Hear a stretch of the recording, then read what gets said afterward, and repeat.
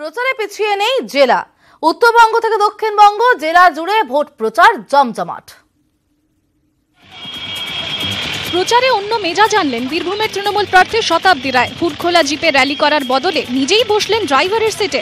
রামপুরহাট 2 নম্বর ব্লকের মারগ্রামে অন্য মেজাজে শতাব্দী। অভিনবত্বে কম গেলেন না জয়নগরের বিজেপি প্রার্থী অশোক কান্ডারিও। নিজেই সাজলেন চৌকিদারের সাজে। গোড়ের হাটের বিভিন্ন এলাকায় প্রচার সারলেন এই সাজেই।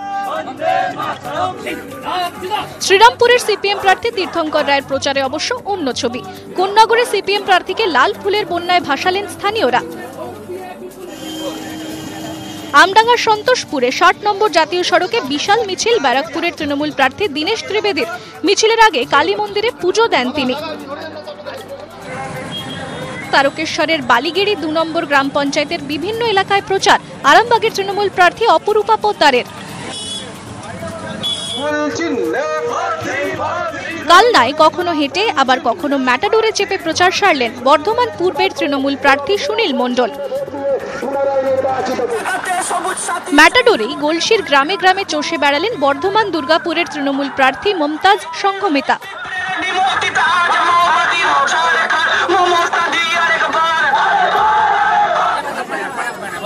কুশমন্ডি ব্লকের বিভিন্ন এলাকায় হেঁটে প্রচার সারলেন বালুরঘাটের তৃণমূল প্রার্থী অর্পিতা ঘোষ।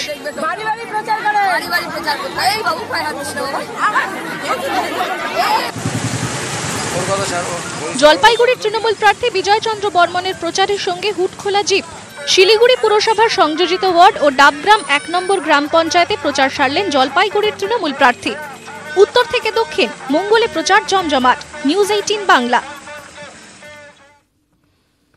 সাম্প্রদায়িকতা রুখতে তৃণমূলকে ভোট দেওয়ার আবেদন শুভেন্দু অধিকারীর। মঙ্গলবার উত্তর দিনাজপুরের চাকুলিয়ায় একটি কর্মী সভা করেন তিনি। শুভেন্দুর অভিযোগ, দাড়িভিটে 2 ছাত্রের মৃত্যুর পর হিংসা ছড়িয়েছিল বিজেপি ও আরএসএস।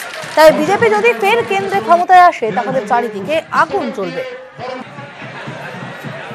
आरएसएस बीजेपी पूरा इस्लामपुर में दाढ़ी भेद को लेकर जितना हिंसात्मक काम किया, हमारा स्टेट बस 17 से भी ज्यादा नॉर्थ बेंगल स्टेट ट्रांसपोर्ट का बस ने ये लोग आग से जला दिया।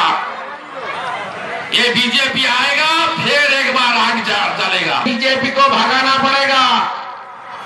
ये लोग नोटबंदी किया, उसका फायदा किसको मिला? ये लोग नारा दिया था सबका साथ सबका विकास। हम लोग देखा ये लोग नीरव मोदी का साथ दिया और बीजेपी का विकास हुआ। ভোটের ময়দানে লড়াই জমজমাট, তারপরও অটুট রাজনৈতিক সৌজন্য। মঙ্গলবার এমনই ছবি ধরা পড়ল মালদায়। মালদা উত্তর কেন্দ্রে সিপিএম প্রার্থী বিশ্বনাথ ঘোষ, একই কেন্দ্রে কংগ্রেসের টিকিটে লড়ছেন ঈশা খান চৌধুরী। মঙ্গলবার দুজনেই মনোনয়ন জমা দিতে আসেন। সেখানেই দেখা হয় 2 প্রতিদ্বন্দ্বী। একে অপরের দিকে বাড়িয়ে দেন সৌজন্যের হাত, পরস্পরের কুশল বিনিময়ও করেন। বর্ষিয়ান বাম নেতার কাছে আশীর্বাদ চান ঈশা, তাঁকে শুভেচ্ছা জানান বিশ্বনাথও। মাঠে লড়াই আছে, কিন্তু রাজনৈতিক সৌহার্দ্য যেটা সেটা এটা একটা কালচার। কেমন লাগলো? ভালোই, খারাপ দিয়েছে। কি কথা কিছু বিনিময় হলো কে কেমন আছে। আমাদের আইডিওলজি আর সিপিএম আইডিওলজি অনেক মিল আছে। সেকুলার দলগুলো আজকে আপনারা জানেন যে সাম্প্রদায়িক রাজনীতি লড়াই একটা বড় লড়াই চলছে দেশে এগেনস্ট। তো ওখানে বলতে পারেন সিপিএম কংগ্রেস একটা হয়তো মনের জোট আছে একটা, বলতে পারেন। এই আর কি, আমরা দেখো ডিফারেন্ট, আমরা বিভিন্ন দল করি, তার মানে নয় যে আমরা কোনো রিলেশন রাখি না, একটা ব্যক্তি রিলেশনও থাকে। মন্ত্রী রত্না ঘোষ করেন নামে হুমকি পোস্টার। শিয়ালদা রানাঘাট শাখা শিমুরালী রেল স্টেশন ও সংলগ্ন এলাকায় রাজ্যের ক্ষুদ্র ও কুটির শিল্প দপ্তরের প্রতিমন্ত্রীর নামে হুমকি পোস্টার পড়ে। ট্রেন ধরতে শিমুরালী স্টেশনে প্ল্যাটফর্মে এসে সাদা কাগজের উপর লাল কালি দিয়ে লেখা পোস্টার নজরে পড়ে নিত্যযাত্রীদের। ঘটনাস্থলে আসে কল্যাণী জিআরপি ও চাকদা থানার পুলিশ।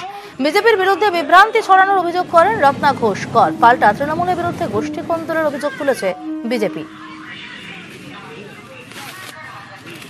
নির্বাচনের মধ্যে আজকে এই ধরনের হুমকি দিয়ে পোস্টারিং করা হচ্ছে।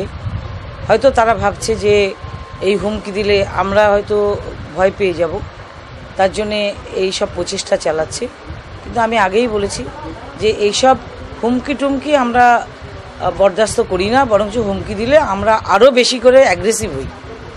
আর এসব মহাকাল টহাকাল কারা লেখে সেটা তো মানুষ জানে, এসব বিজেপিরা লেখে, বিজেপির লোকেরা এইসব করেছে। বিজেপি এরকম নোংরাম রাজনীতি করে না, এদের গোষ্ঠী কন্দলের জন্য, এগুলো বিজেপিকে বদনাম করার জন্য এটা করা হচ্ছে।